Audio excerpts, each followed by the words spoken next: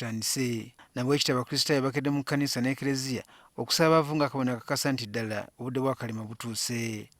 Ku Ekereziya ya Yesu Kabaka Abakrisitaayo King wano mu Kampala, Monsignor Gerald Kalumba yakulembeddemu okusaba kuno. Kuno kwetabiddwako n'omumyuka wa Pulezidenti Jessica Alupo.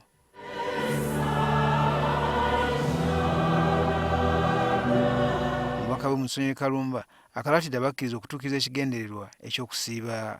Celebrating Ash Wednesday, the beginning of a beautiful journey to the success of our Lord Jesus Christ for our lives, a journey that leads us to the resurrection, to life.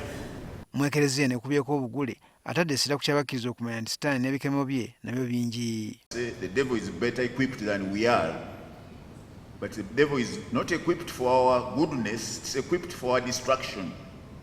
That's where the problem is.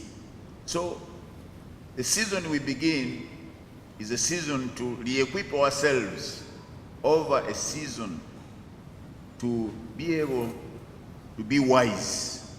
Bo abamu ku beetabi mu kusaba kuno batubuulire basuubira mu kisiibo kino na kiki ekitegeeza eri obulamu bwabwe. Lwe tusiiba ne tusaba Katonda atusonyiwe ebibi byaffe byonna bye tukoze, and twebaza Mukama okulaba nti yatuweereza omwana we n'atufiirira olw'ebibi byaffe. Okuwaayo n'omutima gumu, okuyamba abanaku, okwezza obujja mu mbeera zaffe, naddala okwetukuza ne tuva mu bibi ne tutandika okukola ebirungi. Ate akulira olukiiko lwa Episkoopi nga musumba w'essaza ly'Ekyenda Mitiyana yakulembeddemu okusaba erudda eno. Ng'oggyeko abantu abakulu, okusaba kuno kwetabiddwako abaana b'amasomero bangi ddala. Omusumbazi wasabye Abakristo okukola ebikolwa byonna ebiyinza okubaviirako okusibira obwereere. Ebigambo ebikolwa omuntu abadde mulungi nnyo, ekisiibo kino siiba okuyomba naye bano bakyayinza okukiraba wewa, naye onoogenda okumalako ennaku zino 40 ojjako omukyufu omuntu awena akalinnya akawoweera. Ategeeza ng'ekisiibo kiri eky'okwezza obujja nga n'olwekyo omulamwa guno gusaana okugobererwa.